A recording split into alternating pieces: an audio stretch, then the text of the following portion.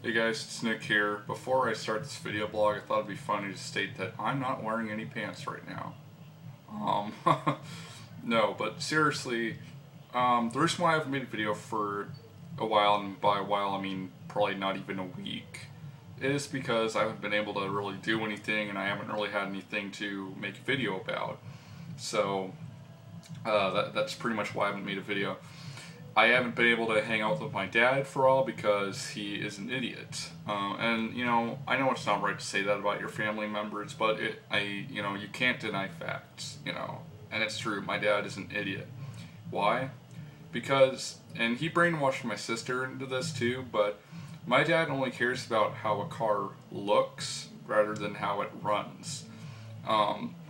He got a car, and this was like a few years ago. And the first day he got it, it stopped running. I mean, that's how bad it is. My dad, he was born a long time ago, so he's into all the old cars, which is cool in my opinion. I think they're better designed than the ones today. But I mean, I think they're cooler looking, but just because they look cooler doesn't mean that they run better. And that's a huge thing. So as you may have guessed, my dad's car is having issues again, so he's well, I don't get it. He can tell me he can't spend time with me, yet, my sister can take him everywhere, and he has money to buy her all this shit. And I don't mean to sound like I'm a greedy asshole. I honestly don't, because I have a lot of stuff, and I'm thankful to my Lord for it. So, if anything, I actually kind of deserve this, So, again, I don't mean to sound greedy, because I'm not trying to make it sound like I don't have enough, because I have more than enough. Yeah, it's just, my dad's an idiot because of that stuff, and I just want people to know that. I don't mind people knowing that shit, everybody's got their flaws, but then you got, flaws that, some people don't realize their mistakes, and then you got ones where it's like, come on, dude, are you really that blind? And this is one of those situations. It's like, you should get a better running car, And I'm not, my dad doesn't have a lot of money, to be honest, but, he can afford something much better. But anyways, enough rambling about my dad, because that's not what this video is about. I make this video because I've been doing tons and tons of research. I've been talking to more game developers, mostly from Japan, and just some of these guys are so helpful that, it's like, I can't thank them enough. For example, I've been talking to this guy recently named Fukashi Omorita. Now, this guy was a sound programmer for Namco in the early days, and he's been able to tell me a whole lot of stuff. And I honestly appreciate that. I mean, I appreciate this guy's time, and he speaks English pretty damn good. And again, I'm still learning how to speak Japanese, but I'm getting there. I'm learning more, and that's a cool part of life. When I go to the Pink Gorilla with my dad, sometimes I'm able to read like the Japanese, hiragana and katakana, and it's sometimes kanji. He's like, wow, it's cool you know all that stuff. And it's like, dude, it's not rocket science. Now, I know kanji is hard because you got all those characters, but I mean hiragana and katakana. I mean, it's really, for those of you who don't know, it's really not that hard. It's pretty much, in fact, it is the Japanese equivalent to the alphabet. It's the same thing, pretty much. They even have vowels like us, So, again, I'm not saying it's the easiest thing to learn in the world, but it's way, way far from, being hard or impossible. I learned it completely by myself, just fucking using Google Translate and, of course looking it up on the characters up online and everything. So, and yeah, I know Google Translate's not the best thing to use, but that's the best thing you've got. I mean, Bing's translator is a piece of shit. If you think Google's bad, you've seen nothing until you try Bing. And, yeah, I mean, you just gotta work with what you have, and you get what you pay for. In this case, Google Translate's free. So, anyways, it's cool. I'm learning all this stuff. Then, a while back, this is probably a few weeks ago, I met a guy named Masumi Takimoto. Now, this guy was a programmer for the Dragon Quest games, or you might know him on the NES as Dragon Warrior. Now, the first Dragon Warrior was my dad's favorite game. He loved that game, and I told him I got a hold of the guy, and he's like, "Oh my god, that's awesome." He tells me all these times when I recount my me contacting these people, and he's like, wow, it's cool you can do this because, back when I was your age, we'd have to write letters to to these people, and it's like, yeah, it is cool. You got Facebook, you got LinkedIn. That's how I get a hold of most of these people. But, and in fact, that's mainly the reason why I started using Facebook in the first place, because, that's like the only place to get a hold of game developers, that and LinkedIn. So, it's awesome talking to these people. I mean, you get a lot of information, and I found out fucking something about Koichi Sugiyama, the guy who composed Dragon Quest. I was told by Fukashi, or no, not Fukashi, Masumi, that now Koichi Sugiyama composed this game on the Famicom disk system called Backgammon, and by the way, that one has a pretty good soundtrack. Track 9 in the NSF file is my personal favorite, but anyways, he was saying that Koichi was the chairman of the Japanese Backgammon League, which was actually pretty interesting to know. Now, I played through the game, and of course, you don't get any credits or anything, so it's nice to get verification from these guys that, and yeah, maybe they're in the manual, but I doubt it. Mostly Japanese people, have it, so you have to beat the game first in order to get the credits. But I was really surprised because I found out that Famicom Grand Prix 2 3D Hot Rally actually does have a staff role, and I found that out from a Japanese website. It turns out you're supposed to, so even the long play that's on YouTube, they don't even actually beat the game.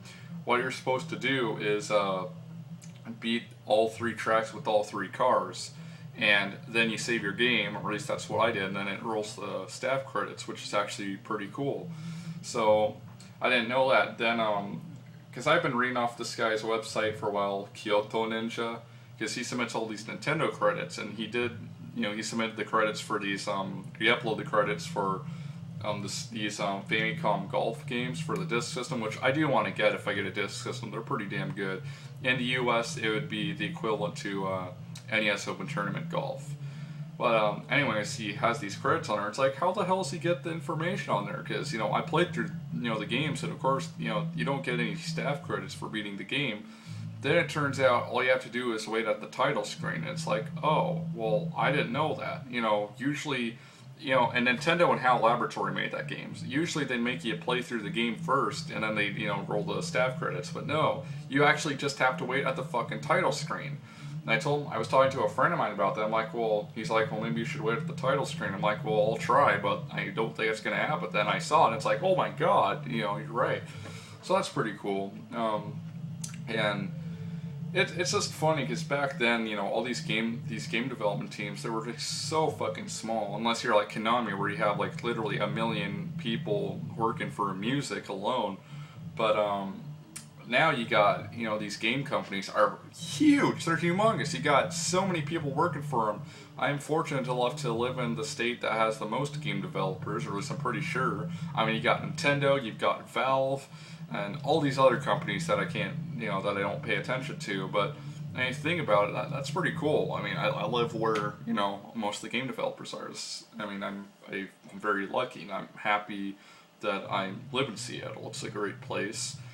Even though my dad thinks otherwise, he thinks it's just the worst place to live, and it's like, how many times have you been down here, and how many times have you got shot or attacked? 0. Now, yeah, I might be lucky, but still, I mean, it hasn't happened yet, and I'm hoping that it won't. So, anyways, I just want to make this video to tell you guys, I like to, when I get information from these developers, I like to spread the information, so, you people know it, and you could probably tell your friends, and you can recite the stuff to other people. I just want to thank all the, I'm sure they won't watch it, but all these Japanese people, and actually regardless of their nationality, whoever these game developers are who have, taken the time out of their day to talk to me, they have no idea. My gratitude is endless on how much I appreciate their time and all the information they've given me. I cannot express my gratitude enough. So, that's pretty cool. I'm really glad. I mean, I'm hoping more of this stuff comes by in the future, and I'm hoping to talk to more game developers, get more information, and yeah. Now, before I go, I just wanted to note one little thing. People might laugh at me for this, but I want to restore nostalgia.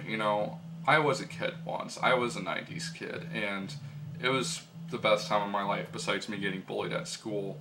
So, I was on YouTube looking up all these, I was looking up all these, old cartoons, When I was a kid, despite what people might think, it might sound funny, but I never watched Nickelodeon when I was a kid. I watched Cartoon Network mostly. And I came across this show that I never even heard of. I saw a commercial for it, so it's like, oh, this looks interesting. So I looked it up, and somebody uploaded the episode on YouTube.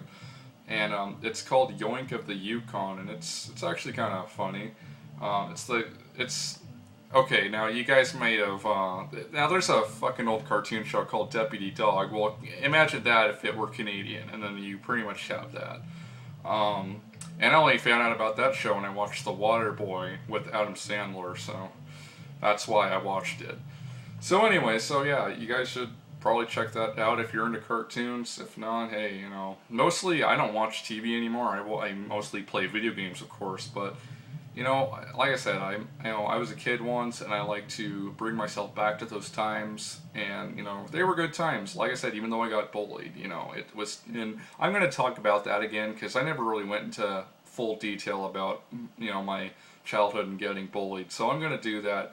And Elbreen42, my friend, was said he was going to do it, and that's why I'm doing it. Even though I think I've copied him enough already, but hey, it's an important subject, and I may not be able to stop it, but I can sure as hell, help slow it down.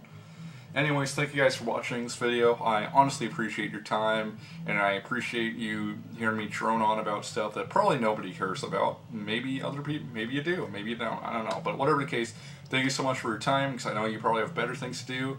And I'm hoping to talk to you guys again soon, and have a good day, and yeah, watch that cartoon if you want. I don't care, it's on YouTube, so peace out, and have a good one.